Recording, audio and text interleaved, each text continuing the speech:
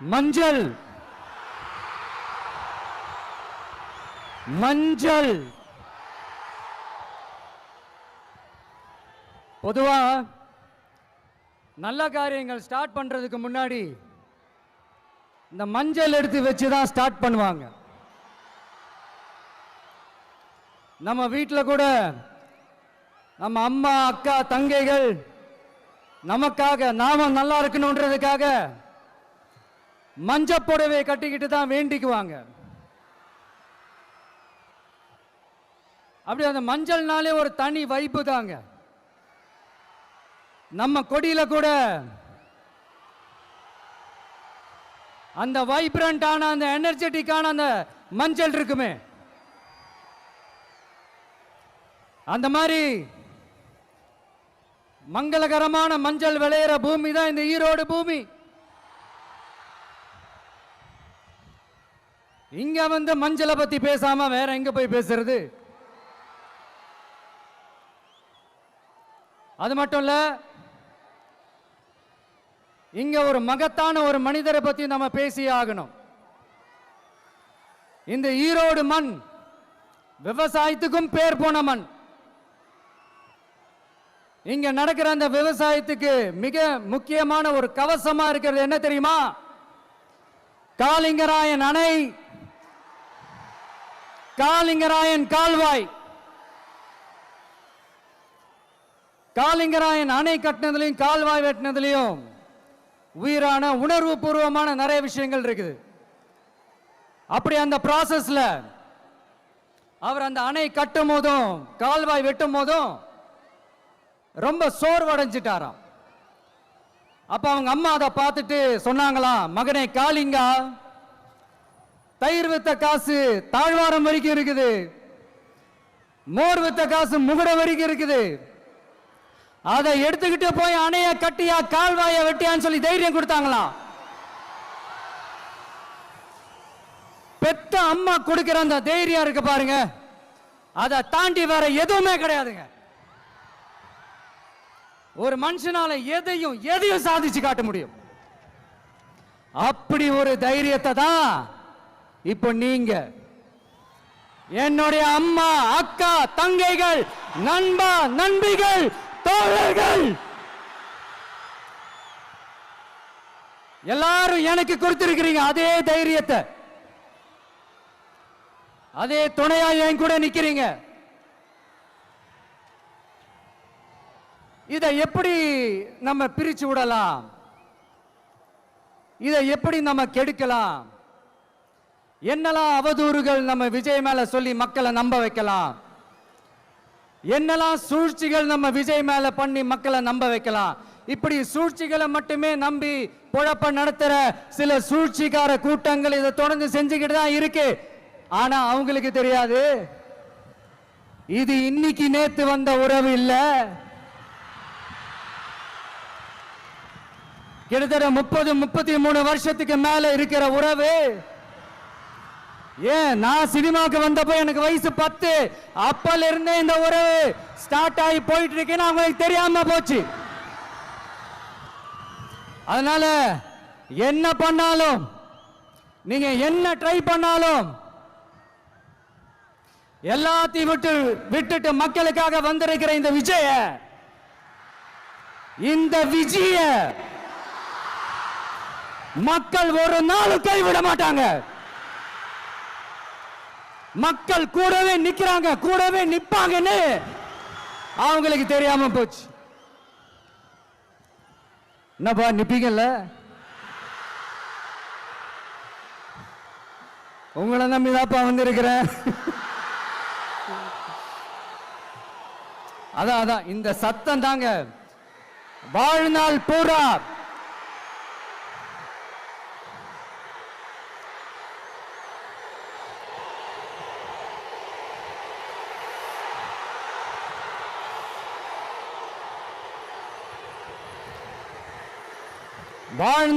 உங்களுக்கு நன்றியோடவே இருப்பேன். இப்போ நம்ம காளிங்கராயன் அவர்கள் அணையை கட்டுறதுக்காக பவானிக்கு போய் பார்க்கும்போது ஒரு இடத்துல ஒரு பாம்பு வந்து உட்கார்ந்துச்சான், படுத்துச்சான். அது படுத்த இடத்துல தான் அவர் அணையை கட்ட ஸ்டார்ட் பண்ணாராம். அப்புறம் அந்த பாம்பு வளைஞ்சி நெளிஞ்சி போற இடத்துலலாம் கால்வாயை வெட்டினார்னு சொல்லி சில வாய்மொழி கதைகள்லாம் சொன்னாங்க. தண்ணியை சேமிச்சு வச்சு குடிக்கிறதுக்கும் விவசாயத்துக்கும். தம்பி கீழே இறங்கு, தம்பி கீழே இறங்குப்பா, ப்ளீஸ் கீழே இறங்குப்பா.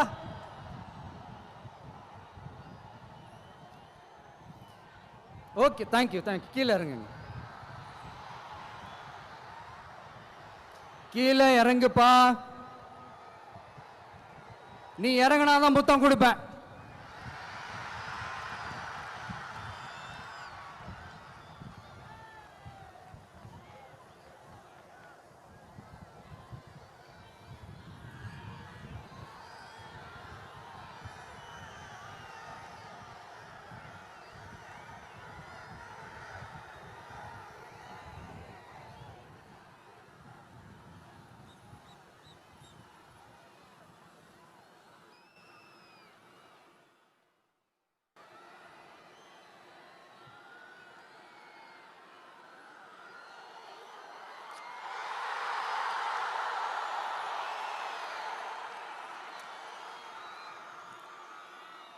இப்படி தண்ணியை சேமிச்சு வச்சு குடிக்கிறதுக்கும் விவசாயத்துக்கும் வழி வகுக்கிறது எவ்வளவு பெரிய ஒரு நல்ல விஷயம்.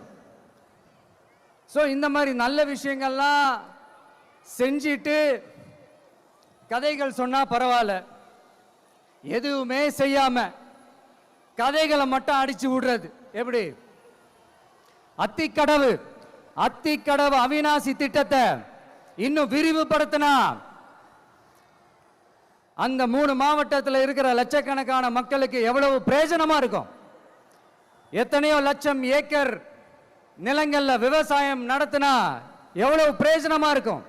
ஏன் அதெல்லாம் பண்ண மாட்டேன்றீங்க? வள்ளுவர் கோட்டத்துக்கு காட்டுற அக்கறைய இங்க மக்கள் வாழ்வாதாரத்தில் கொஞ்சம் காட்டலாம்ல, ஏன் காட்ட மாட்டேன்றீங்க?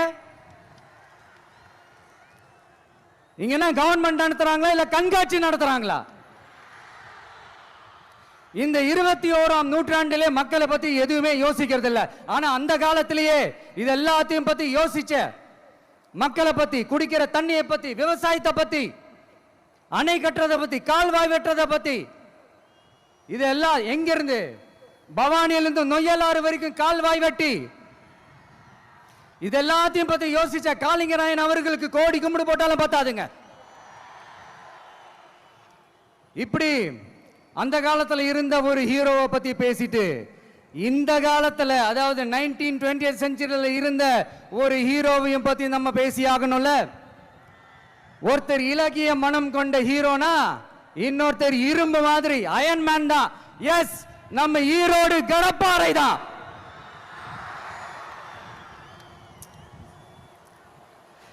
ஒட்டுமொத்த தமிழ்நாட்டையே திருப்பி போட்ட சீர்திருத்த நெம்புகோல். ஈரோடு மாவட்டத்தில் பிறந்த அவர்தான் இந்தியாவுக்கே இடஒதுக்கீடு சம்பந்தமான அரசியல் சட்டத்தை திருத்தறதுக்காக போராட்டம் நடத்தினவர் யாரு? நம்ம தந்தை பெரியாரு. 100 வருஷத்துக்கு முன்னாடியே வகுப்பு வாரி பிரதிநிதித்துவம் வேணும்னு கேட்டவர். அன்னைக்கும் சரி இன்னைக்கும் சரி ஒரு ஆச்சரியத்தோட பார்க்கக்கூடிய ஒரு மனிதர், நம்மளுடைய கொள்கை தலைவர். அப்ப அண்ணாவும் எம்ஜிஆரும் யாரு? பெரியார் அவர்கள் கிட்ட இருந்து எங்களுக்கு தேவையான கொள்கைகள் எடுத்துக்கிட்டோம். அவரை ஃபாலோ பண்ற, அவரை வழிகாட்டி ஏத்துக்கிட்ட அண்ணா அவர்கள் கிட்ட இருந்தோம், எம்ஜிஆர் அவர்கள் கிட்ட இருந்தோம் தேர்தல் அணுகுமுறையை எடுத்துக்கிட்டோம். அண்ணாவும் எம்ஜிஆரும் தமிழ்நாட்டோட சொத்து. அவங்கள பயன்படுத்துறத பத்தி யாரும் இங்க கம்ப்ளைண்ட்லாம் பண்ண முடியாது.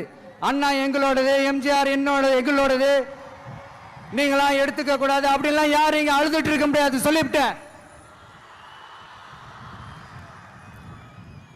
அதனால நாங்க ஒரு வழியில அரசியல் செஞ்சுக்கிட்டு போயிட்டு இருக்கிறோம். உங்களுக்கு தான் டிவிக்கு ஒரு பொருட்டே இல்லைல்ல, அப்புறம் ஏன் கதறீங்க?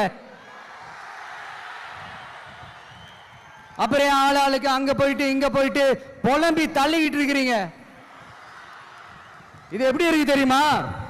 எனக்கு பயம் இல்ல, எனக்கு பயம் இல்ல அப்படின்னு சத்தமா சவுண்ட் விட்டுக்கிட்டே சத்தமா பாட்டு பாடிக்கிட்டே இந்த நடுங்கிக்கிட்டே சின்ன பசங்க நடந்து போவாங்க. அந்த மாதிரி இருக்கு. முதல்ல மண்டையில் இருக்கிற கொண்டைய மறைங்க சார்.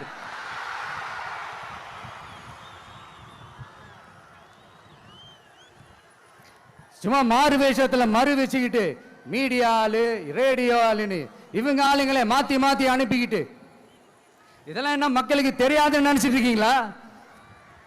மக்கள் எல்லாத்தையும் உன்னிப்பா கவனிச்சிட்டு இருக்காங்க. அதனாலதான் சொல்றேன், உங்களுக்கு நீங்க கொள்ளையடிச்சு வச்சிருக்கிற காசு தான் துணை. ஆனா எனக்கு என் மேல எல்லையில்லா பாசம் வச்சிருக்கிற இந்த மாசு தான் துணை.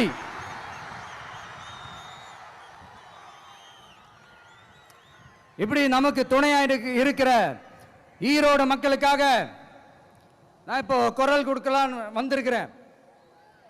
சரி, இப்போ விஷயத்துக்கு வருவோம். பெரியார் அவர்கள் கிட்ட இருந்த அந்த செல்வாக்கையும் அந்த பதவிகளையும் அந்த பவரையும் வச்சுக்கிட்டு அவர் என்ன சொன்னார் தெரியுமா? இவ்வளவு செல்வாக்கு, இவ்வளவு பதவிகள், இவ்வளவு பவர் இருந்தோம் நான் ஒரு 5 பைசா காசு சம்பாதிச்சிருப்பேனா? எனக்கோ இல்லை என் குடும்பத்துக்கோ பட்டங்கள் வேணும், பதவி வேணும்னு ஏதாவது கேட்டிருப்பேனா? இல்லை ஏதாவது லாபம் பார்த்துருப்பேனா? இல்லை எதுக்காவது ஆசைப்பட்டிருப்பேனா? ஆனா அவர் பேரை சொல்லிக்கிட்டு அவருடைய கொள்கையை ஃபாலோ பண்றதா சொல்லிக்கிட்டு இப்ப ஆட்சியில இருக்கிறவங்க என்னெல்லாம் செய்யறாங்கன்னு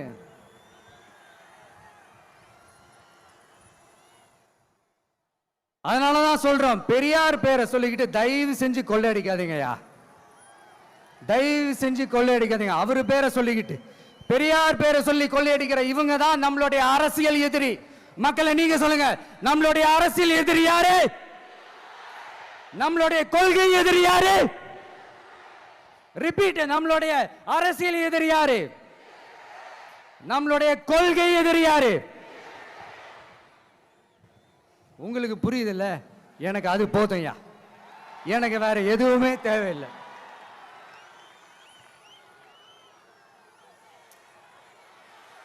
அதனாலதான்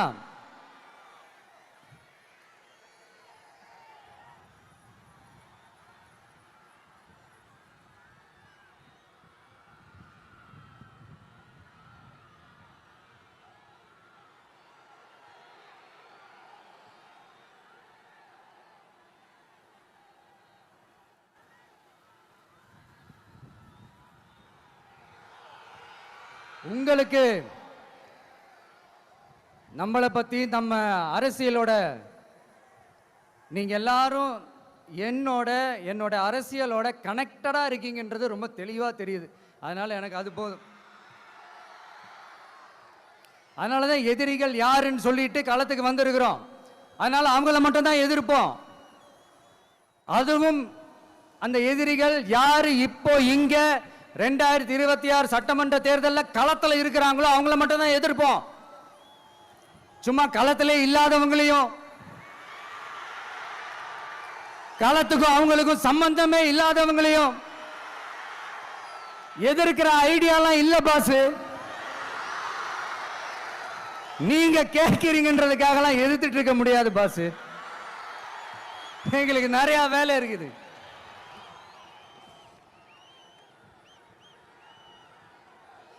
எத்தனை எத்தனை பொய்யான வாக்குறுதிகள்.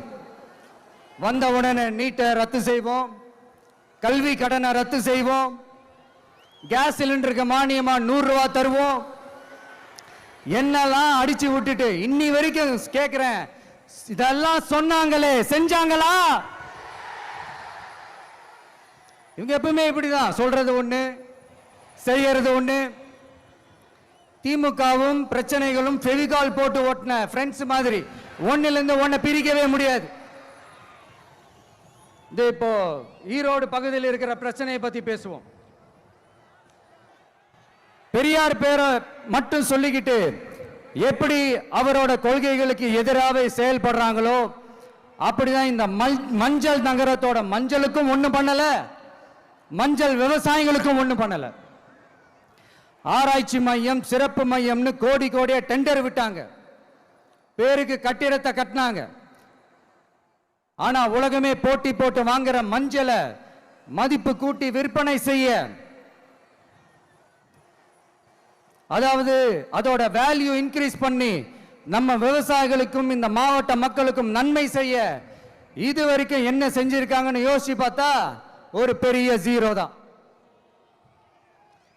கரும்பு நெல்லுக்கு அரசாங்கம் விலை பிக்ஸ் பண்றாங்க, அதையும் ஒழுங்கா பண்றதில்ல. ஒவ்வொரு முறையும் பிரச்சனை.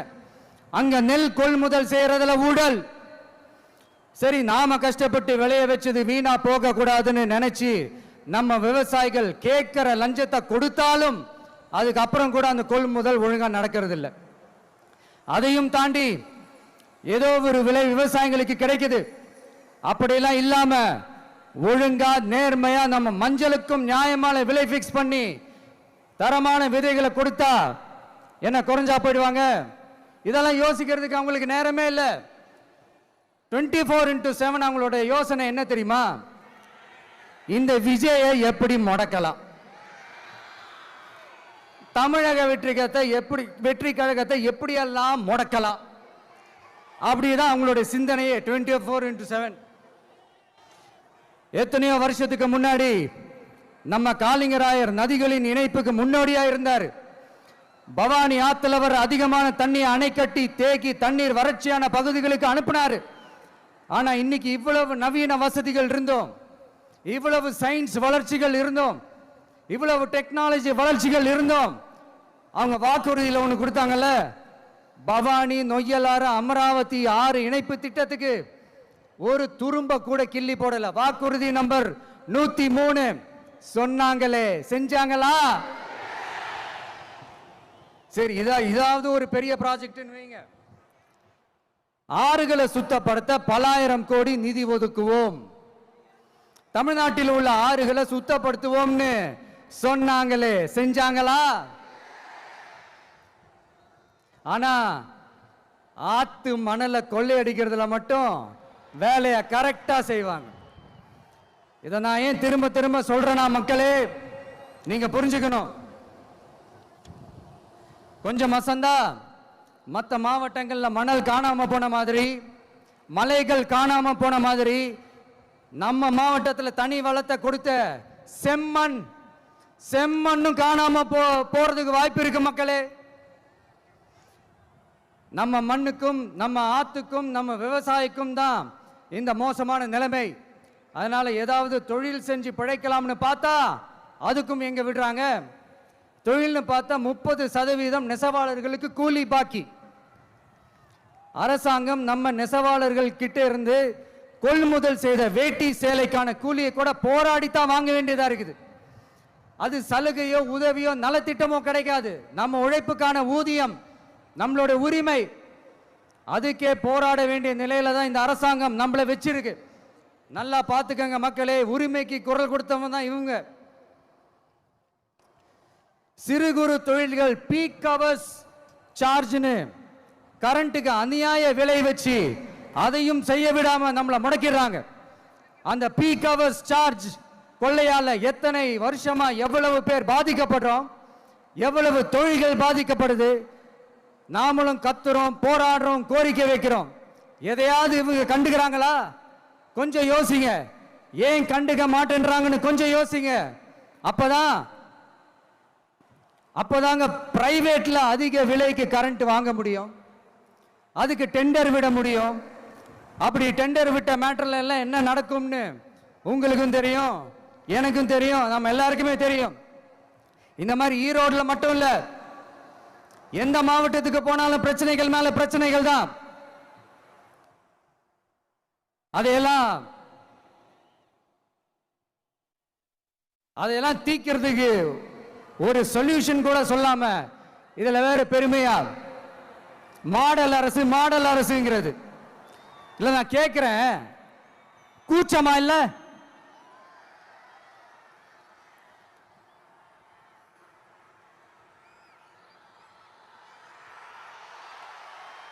இதெல்லாம் கேட்டா அப்படியே நம்ம பக்கம் யூட்டன் அடிச்சு வந்துருவாங்க. விஜய் என்ன அரசியல பேச மாட்டேன்றாரு, விஜய் என்ன சினிமா டயலாக் மாதிரி பேசுறாரு. விஜய்னா பஞ்ச் டைலாக் பேசுறாரு, விஜய்னா 10 நிமிஷம் தான் பேசுறாரு, 9 நிமிஷம் தான் பேசுறாரு. நான் எத்தனை நிமிஷம் பேசினா உங்களுக்கு என்ன சார்? நான் எப்படி பேசினா உங்களுக்கு என்ன சார்? உள்ள விஷயம் என்னன்னு பாருங்க சார்.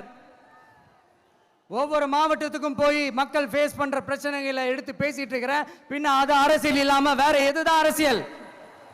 உங்களை மாதிரி தனிப்பட்ட முறையில் தரக்குறைவா அசிங்கமா பேசுறதுதான் அரசியல்னா அந்த அரசியல் நமக்கு வராது. வராதுன்னா நல்லாவே வரும். உங்களை விட எனக்கு அது நல்லாவே வரும். வேணான்னு விட்டு வச்சிருக்கிறோம். அப்புறம் உங்களுக்கு நமக்கு என்ன வித்தியாசம்? காஞ்சிபுரத்தில் நாம பேசும்போது இந்த மாதிரி உங்களால் அமைக்கப்பட போற ஆட்சியில நம்ம ஆட்சிக்கு வந்தவொடனே என்னெல்லாம் செய்ய போறோன்றது சிலது சொன்னோம். அதையெல்லாம் தப்பா புரிஞ்சுக்கிட்டு இப்போ சொல்றேன், விளக்கமா சொல்றேன். நான் சலுகைகளுக்கு எதிரானவன் கிடையாது. மக்களுக்கான சலுகைகளை இலவசம்னு சொல்லி அசிங்கப்படுத்துறதுல எனக்கு உடன்பாடு கிடையாது. மக்கள் காசுல மக்களுக்கு செய்யறதை எப்படி இலவசம்னு சொல்லுவீங்க? அப்படியே செஞ்சிட்டாலும் ஓசில போறேன்னு சொல்லி அசிங்கப்படுத்துறீங்க. என்ன கேட்கறதுக்கு ஆள் இல்லைன்னு நினைச்சீங்களா? மக்களுக்கு ஒண்ணுனா இந்த விஜய் வந்து நிப்பா, இந்த விஜய் வந்து கேள்வி கேட்பா. இந்த விஜய் எப்பவுமே மக்கள் பக்கம் தான். அதே மாதிரி மக்களும் என் பக்கம் தான். என் மக்கள் மானத்தோட மரியாதையோட கௌரவத்தோட வாழணும். என் மக்கள் யாருக்கும் கீழே கிடையாது. அப்படி அவங்க கௌரவத்தோட வாழணும்னா அவங்களுக்கான வாழ்க்கை தரம் உயரணும். வாழ்க்கை தரம் உயரணும்னா அவங்களோட வாழ்வாதாரம் உயரணும். வாழ்வாதாரம் உயர்ந்தாதான் பொருளாதாரம் உயரும். பொருளாதாரம் உயர்ந்தாதான் வசதி வாய்ப்புகள் உயரும். இதெல்லாம் உயர்ந்தாலே ஆட்டோமேட்டிக்கா அவங்களோட வாழ்க்கை தரம், அவங்களுக்கான மரியாதை, அவங்களுக்கான கௌரவம் எல்லாமே உயரும். இதுக்கான வழிகள், அந்த சூழல்களை அந்த கவர்மெண்ட் அமைச்சு கொடுக்கணும். இதுக்கான அந்த திட்டங்களை செயல்படுத்தணும். இதெல்லாம் செஞ்சாதான் அந்த அரசாங்கம் ஒரு நல்ல அரசாங்கம். இதைத்தான் சொன்னோம்.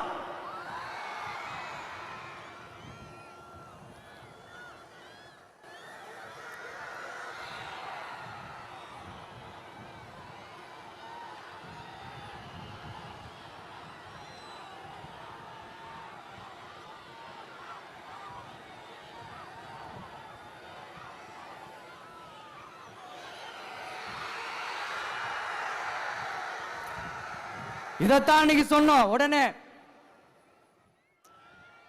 சொன்னா மட்டும் போதுமா? எப்படி செயல்படுத்துவீங்க? நாங்க என்ன வாயிலே வடை சுடுறதுக்கு டிஎம்கேவா? டிவிகேடா?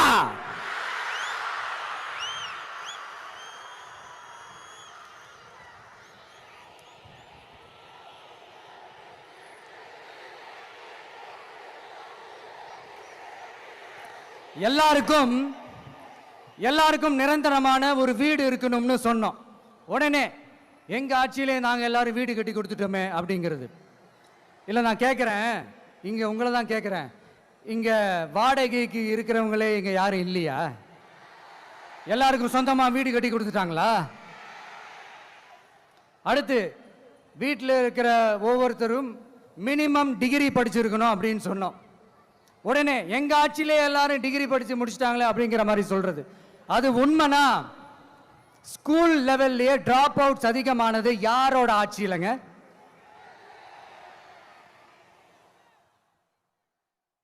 பசங்க பிள்ளைங்க யாரும் ஸ்கூல்ல சேரலன்னு சொல்லிட்டு எனக்கு தெரிஞ்சு 207 கவர்மெண்ட் ஸ்கூல்ஸ் மூடினது யாரோட ஆட்சியிலங்க? இதுல கல்வியில் சிறந்த தமிழ்நாடுன்னு டிராமா வேற. அடுத்து குடும்பத்தில் ஒருத்தருக்கு நிரந்தரமான வருமானம் வரணும், வேலை வாய்ப்பு கிடைக்கணும் அப்படின்னா நாங்க கொடுக்காத வருமானமா, நாங்க கொடுக்காத வேலையா அப்படிங்கிறது. எத்தனையோ லட்சம் காலி பணியிடங்கள் நிரப்புவோம்னு வாக்குறுதி கொடுத்துட்டு ஆட்சிக்கு வந்தீங்களே, எத்தனை லட்சம் காலி பணியிடங்களை நிரப்புனீங்க?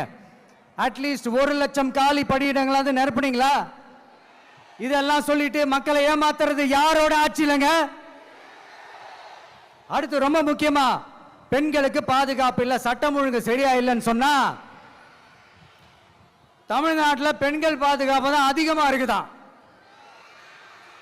நீங்க சொல்லுங்க மக்களே, பெண்கள் பாதுகாப்பு இருக்கு, சட்டம் ஒழுங்கு சரியா இருக்கு? அவங்க சொல்றது உண்மையா? அவங்க சொல்றதை நீங்க ஏத்துக்கிறீங்களா? சத்தமா கேக்குதா சார்? இதுதான் ரியாலிட்டி, இதுதான் நிஜம். நம்மளுடைய ஆட்சியில சட்டம் ஒழுங்குல சமரசமே இருக்காது. அதனாலதான் இவ்வளவு ஸ்ட்ராங்கா சொல்றோம், தைரியமா இருங்க மக்களே. இந்த மாதிரி விஷயங்கள்லாம் நம்ம மக்கள் கிட்ட எடுத்து சொன்னா உடனே இந்த இது எடுத்துட்டு வந்துருவாங்க.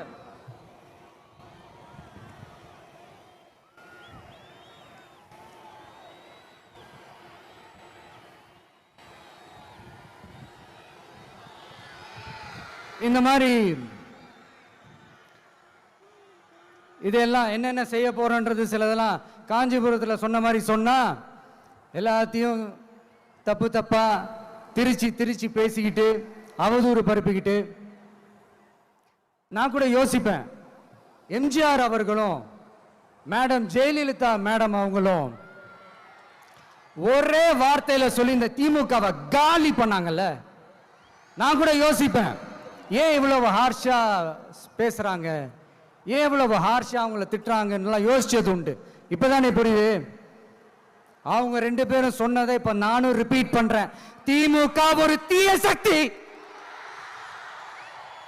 திமுக ஒரு தீய சக்தி, திமுக ஒரு தீய சக்தி, திமுக ஒரு தீய சக்தி, தீய சக்தி, தீய சக்தி, தீய சக்தி. என் நெஞ்சில் குடியிருக்கும் ஈரோடு மக்களே,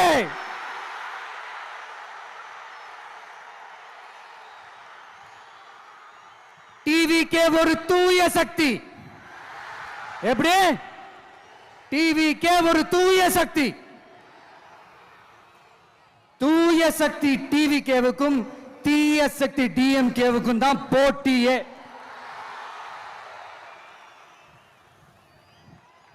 என்ன முடக்கலாம்னு நினைக்கிறீங்க, ஆனா இந்த சத்தத்தை ஒரு நாள் உங்களால முடக்க முடியாது. மக்கள் விரோத திமுக அரசை வீழ்த்த மக்கள் சக்தியான நம்மளால மட்டும்தான் முடியும். அண்ணன் செங்கோட்டையன் அண்ணன் அவர்கள் நம்ம கூட வந்து சேர்ந்தது நமக்கு ஒரு மிகப்பெரிய ஒரு பலம். அந்த மாதிரி செங்கோட்டையன் அண்ணன் அவர்கள் மாதிரி இன்னும் நிறைய பேர் வந்து சேர இருக்கிறாங்க. அவங்க எல்லாருக்குமே அந்த உரிய அங்கீகாரத்தை கொடுப்போம்.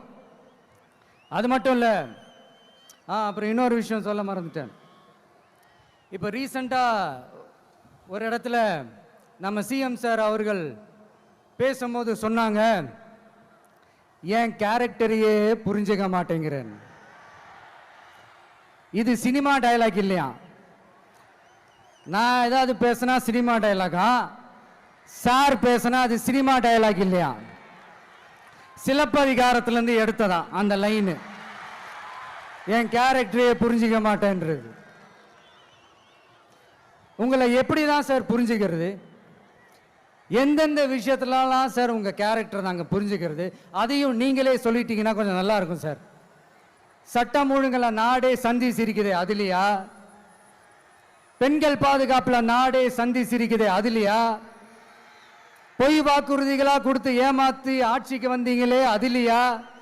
எதுல தான் சார் உங்க கேரக்டர் நாங்க புரிஞ்சுக்கிறது? ஆனா ஒண்ணு, தமிழ்நாட்டில் ஆட்சி செய்யற நீங்களும் சரி, ஒன்றியத்தில் ஆட்சி செய்யறவங்களும் சரி, நீங்க ரெண்டு பேரும் முதல்ல என்னோட கேரக்டரை புரிஞ்சுக்கணும் சார்.